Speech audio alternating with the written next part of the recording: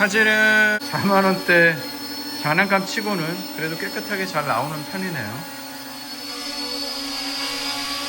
광학 센서가 밑에 들어가 있고요.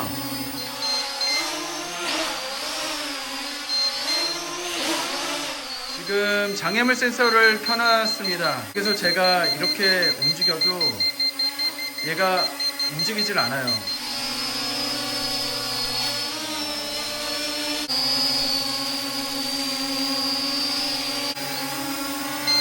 지금 드론 보시게 되면 액정, 조종기에 있는 액정으로도 드론을 보면서 할 수가 있어요.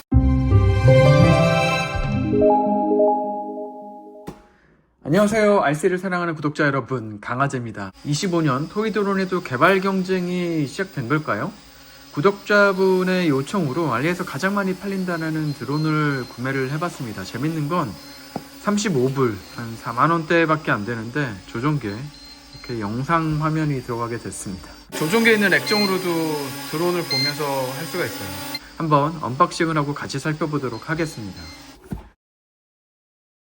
제품 구성입니다. 가방에 들어가 있고요. 드론 본체가 들어가 있습니다. 영상 디스플레이가 들어가 있는 조종기하고, 저는 배터리 3개짜리로 구매를 했고, 여분의 프로펠러하고 충전기, 그리고 충전 케이블하고 나사류 이런 것들이 들어가 있습니다. 설명서는 뭐 이렇게 되어 있는데 영어로 되어 있는 부분 보시면 되고, 제 설명 잘 보시면 됩니다. 그리고 스탠드는 이런 식으로 되어 있는데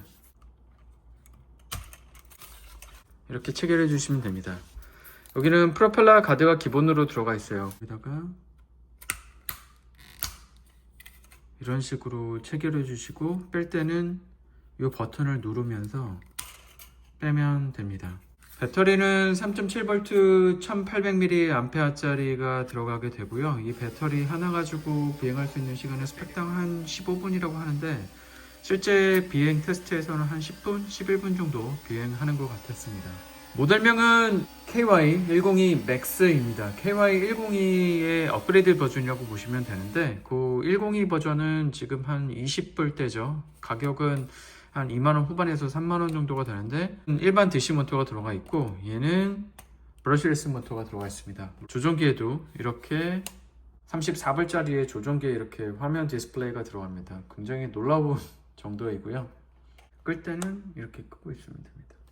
가격은 8K 원 배터리 기준으로 34불이에요. 요즘 환율이 많이 올라서 46,000원 정도 되겠죠? 이게 옛날 같으면 보통 한 3만원 후반대 이렇게 나올 텐데, 가격이 조금 환율이 아쉽습니다.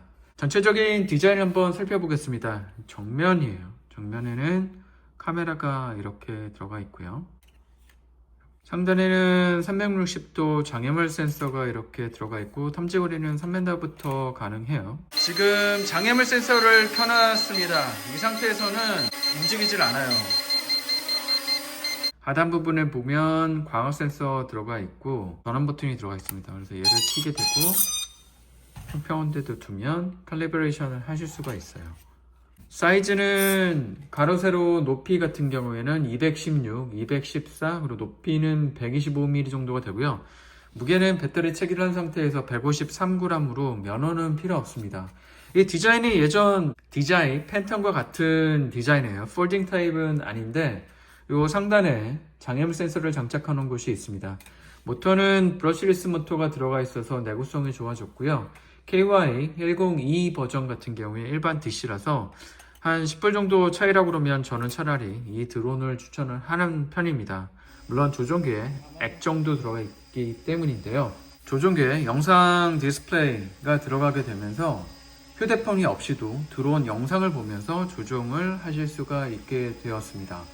이 영상 송수신 같은 경우는 와이파이 통신 방식이라서 이 드론이랑 조종기를 연결하게 되면 휴대폰 연결이 안 되고요. 팔로 UFO를 선택을 하신 다음에 KY UFO를 눌러줘요. 앱에 들어가게 되면 이제 이게 아마 오퍼레이션 쪽인데 모드 2하고 모드 1 선택을 하실 수가 있습니다. 랭귀지 같은 경우에는 한국어부터 시작해서 11가지, 포르투기시, 중국어, 영어, 독일어, 프랑스어 다 되고요. 시작 버튼을 눌러주게 되면 이렇게 영상이 보이게 됩니다. 나름 이 정도의 화질이에요. 4K, 8K는 아니지만 1080p 정도 수준의 영상을 보여주는 것을 확인하실 수가 있습니다. 34불, 4만원대 한 중반 정도 가격으로 이 정도의 화면을 보여준다고 보시면 되고, 이제 여기 누르시면 여기서 세팅 같은 경우에 고글 같은 데에 넣어서 FPV 드론으로 보실 수도 있고요. 얘 눌러주게 되면 이렇게 세로 화면으로도 보실 수가 있어요. 자동 이륙하고 녹화를 누르면 이런 식으로 됩니다. 그래서 이렇게 끌 때는 다시, 사진은 이런 식으로 됩니다.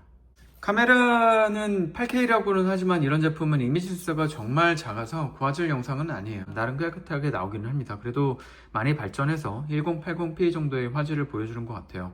핸드폰을 통해서 사물을 확인하는 정도는 됩니다.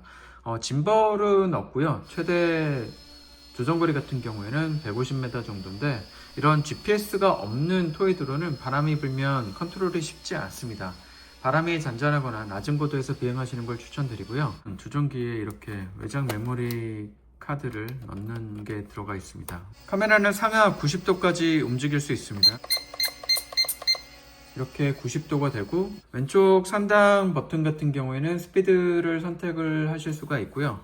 오른쪽 버튼 같은 경우에는 지상에서 한 1, 2, 3m 정도 높이에서 얘를 눌러주게 되면 삐삐삐삐 소리가 납니다. 그때 오른쪽에 있는 스틱을 누르게 되면 공중에서 360도 회전이 되게 됩니다. 배터리가 충분할 때만 작동을 하고요. 바인딩 하는 방법은 우선 드론의 전원 버튼을 이렇게 눌러주고 평평한 곳에 올려줍니다. 그러면 불빛이 깜빡깜빡거려요. 그때 드론의 전원 버튼을 누르게 되면 이렇게 완전히 점등이 되게 됩니다. 이 상태에서 캘리브레이션 같은 경우에는 이렇게 놓거나 아니면 얘를 짧게 누르게 되면 얘가 수평을 잡아줘서 캘리브레이션을 하게 되는 거고, 이 상태에서 언락을 하는 거는 을 위로 올려주거나 아니면 이쪽 자동 이착륙 버튼을 누르게 되면 드론이 이륙하거나 내려가게 됩니다. 조종기 화면을 보고 싶다 그러면 얘를 눌러주시면 돼요. 그리고 얘를 누르면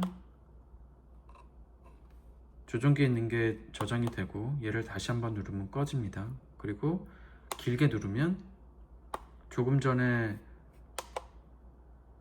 녹화됐던 게 이렇게 디스플레이가 보게 되는 거고요.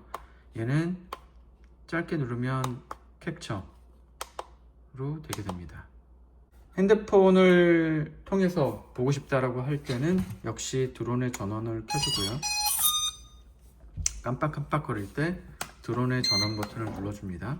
그러면 깜빡하다가 이제 조종기랑 연결이 된 거고요.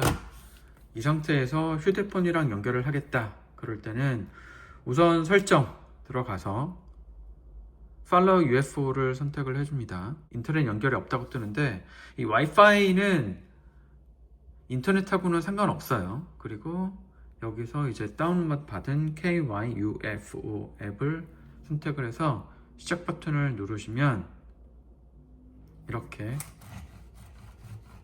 영상이 나오게 됩니다. 총평을 좀 해보면 전반적으로 최근 출시하는 토이 드론 수준의 호버링을 보여주고 있고요. 옵티컬 센서가 기본적으로 상향 편준화가 되면서 호버링이 잘 됩니다. 제자리에서 회전을 할 때 드론의 좌우 움직임이 조금 큰 편인데 조종기 자체가 정밀하지 않아서 간섭을 받는 것으로 생각이 됩니다. 영상은 토이 드론 치고는 매끄러운 영상을 보여주고 있고, 기존 토이 드론보다도 화질이 수폭 좋아진 게 보입니다. 여전히 촬영용으로는 부족한 화질을 보여주고 있고요. 조종거리가 스펙에 150m라고는 하지만 GPS가 없기 때문에 바람이 세게 부는 날에는 비행을 하지 않는 게 좋습니다. 돌아오지 않을 수도 있어요. 혹은 야외에서 비행할 때는 고도를 낮춰서 하시는 것을 추천드립니다. 무게가 153g이라서 면허가 필요 없고요.